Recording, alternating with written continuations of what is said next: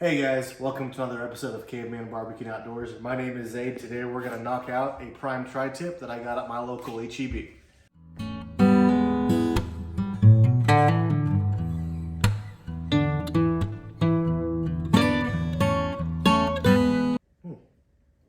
Alrighty y'all, pretty simple preparation on this guy.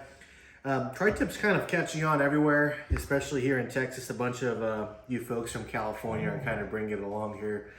What we're going to go ahead and do is just get this guy to the cryo vac, of course. Now, cool thing about tri-tip, very minimal trimming we have to do a lot of the time here. Let's actually take a look at that before I say it.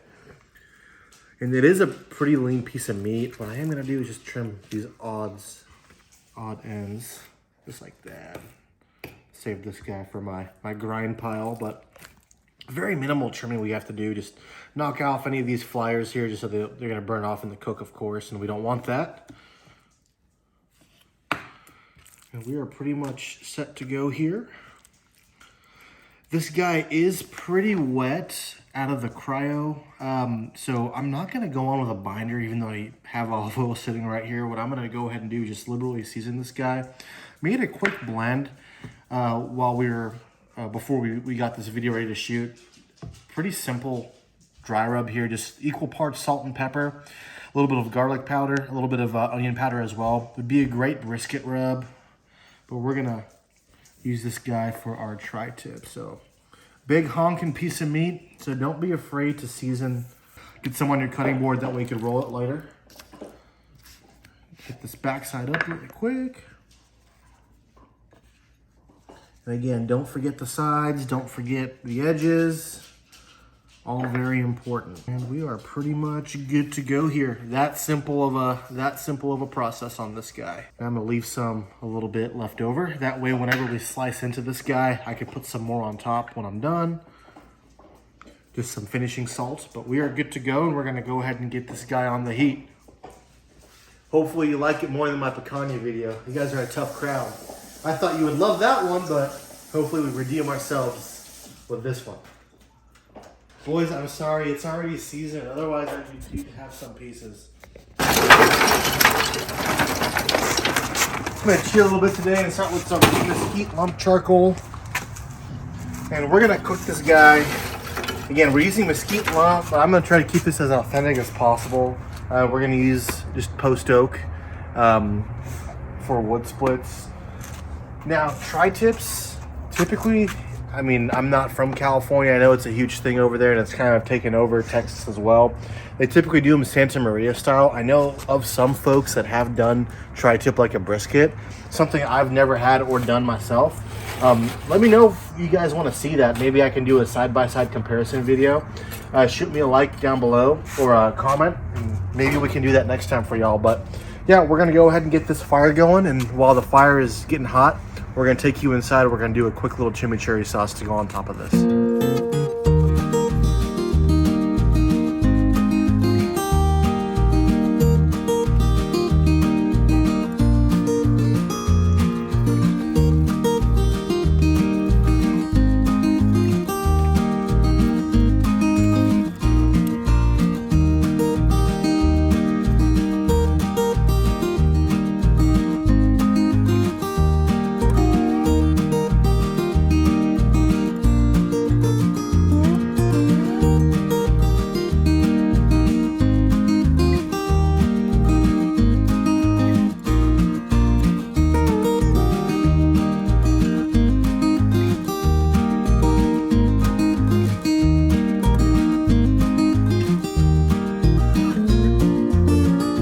Gonna make a quick little chimichurri here for you. By no means is this authentic or 100% accurate. I'm sure there's gonna be a much better recipe out there somewhere. This is just the way that I prefer to make mine. Didn't feel like mincing garlic by hand, even though I have a bunch of fresh cloves, so we're just gonna use our chopped stuff here. You wanna do about a teaspoon of garlic, or a tablespoon rather, sorry. I chopped a bunch of parsley. I'm just gonna kind of eyeball this. I wanna do about that much. I would say about, what, half a cup, 3/4 of a cup. Shallots work really good with this. I forgot to buy shallots, so I'm just gonna go in with a little bit of red onion. Not a whole lot, because we don't want to have stinky breath with the garlic and the onion. And then red wine vinegar works great for chimichurri. That's typically the authentic way to do this, with like some diced Fresno chilies. I found that lemon juice works really good as a substitute. Now, I have done it with white vinegar or apple cider vinegar, and it is horrendous. Don't do that. Use red wine vinegar or just lemon juice. So just a squeeze of a whole lemon here. You want to go pretty heavy on some extra virgin olive oil. About that much. And then you're gonna finish this guy just with some salt. Much. Now, give it a quick mix. And of course, do this to taste. If there's something in here that you like, or there's an addition that you want to add to it, by all means do it. This is just the way that I like to do mine. And that is solid. You gotta have some veggies with our meat, so this counts. Alrighty, y'all. Fire's right about good to go here. We're gonna take this outside and get our guy cooked off here. I totally forgot to mention something important, y'all. Every tri-tip is different, okay? And there's the grains of the muscle run 2 different ways. It is not a bad idea. Before you throw this guy in the pit, score the way the grain is going. That way, whenever you make your slices, you get that perfect slice. So this guy, scored it right here, because up until about this point, the grain runs this way. And of course, the tail end grain runs pretty parallel. So not a bad idea to score it. Every tri-tip is different. It's not like a piece of brisket where, you know, you can really feel where that grain changes on the point and flat. Please score your tri-tips. Got our old country rolling right around 250 degrees. Running a post oak fire. We're gonna go ahead and put the thick end towards the fire, just like any other thing we put on the smoker. Going fat cap, or what looks like a fat cap at least, up. And we're gonna close this guy down, and we'll see you here in a few minutes. And show off my clean fire.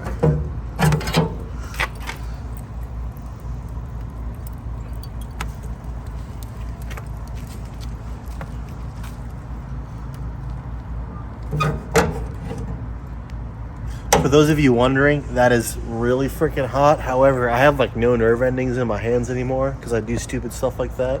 So don't do that. Use tongs. You will cook your hand.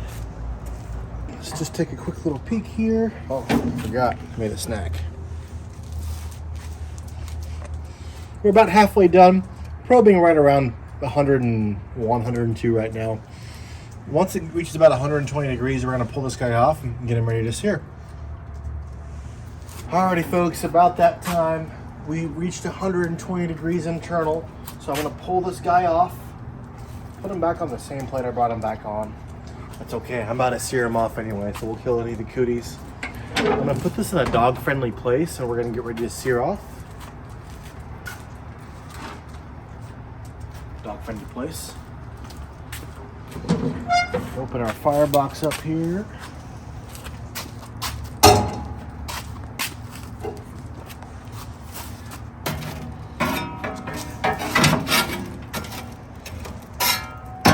And yeah, this is so hot right now in here, guys. I don't have to add any more wood, any more charcoal.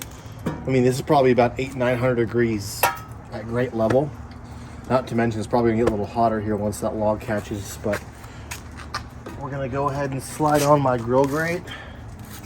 Let this thing get hot, and we're gonna throw that tri-tip right on top. Give it a little kiss of fire, and we'll be ready to slice into it and eat here in a bit. Alrighty, y'all. This is about hot enough now. The general rule of thumb is if you can't hold your hand over it for 5 seconds, which I mean, I can barely get close to this thing, you know, you're not gonna cook anything with it. So we wanna hear that sizzle whenever this meat hits the grill grate. We're gonna go ahead and get this guy seared off here. I'm going fat side down first. Should only need about 1.5 minutes, maybe 2 minutes each side. So, throw him down. And we're just gonna let that work here. Now, Be very careful. I did put this guy fat side down, so you are going to get some of that fat dripping into the fire, and you may get some flare-ups here. So just make sure you're keeping a very close eye, and your tongs close by, as mine are all the way on the other side of the pit. Make sure your tongs are close by, just in case you get that flare-up. You're able to move it down to a cooler side just while this thing gets seared off.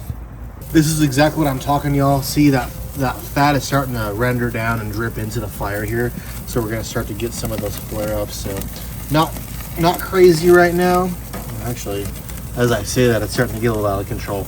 We're gonna go ahead and get this guy flipped over.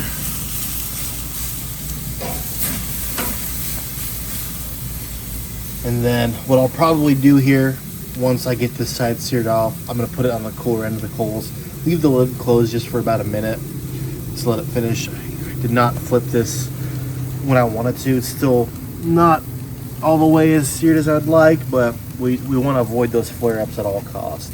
Actually, what am I talking about? That's a solid sear over there. Disregard what I said. I lied about that sear. That sear looks pretty good. As you can see, we got that fat bubbling on the surface right there. That looks pretty darn good, and it smells even better.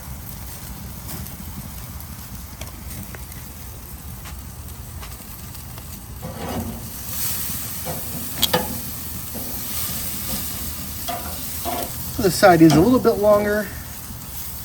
I want to get that fat side where I want it first. And then we'll go ahead and finish off this other side.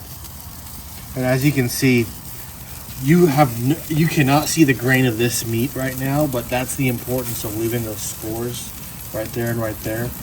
That way, whenever I go and slice this after my rest, I know exactly which way the meat is going, because tri-tip has a reputation of being tough. And honestly, I don't think the meat is tough at all. I think tri-tip is super tender as long as you cut it correctly. If you can cut a fillet with the grain, it'll end up being a tough piece of meat. So just make sure you leave those scores, or remember where your grains are running whenever you go and make the slices. We are almost done here, folks. Nice hot fire really helps. And as you can see with those flare-ups and those flames, we have a nice hot fire. Oh, you smell the fat dripping into it. Mmm.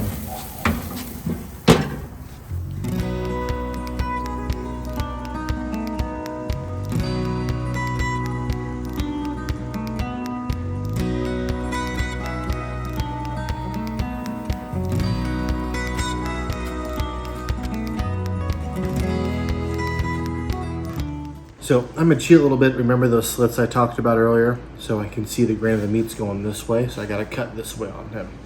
So take our first couple slices here.